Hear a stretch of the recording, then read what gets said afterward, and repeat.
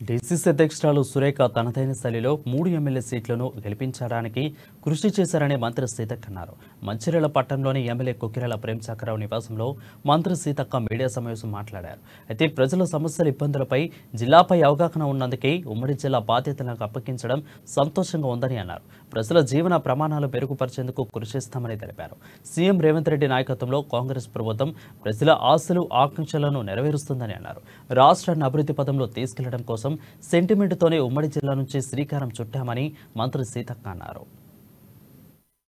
మరి పత్రికా మిత్రులకి ప్రతి ఒక్కరికి పేరు పేరున నమస్కారం తెలియజేసుకుంటూ మరి ఈరోజు హడావిడిగా ప్రతి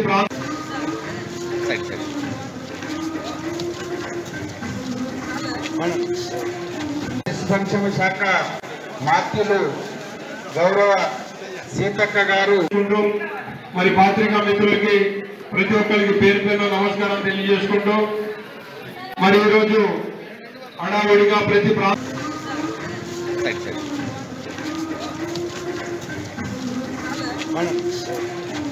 సంక్షేమ శాఖ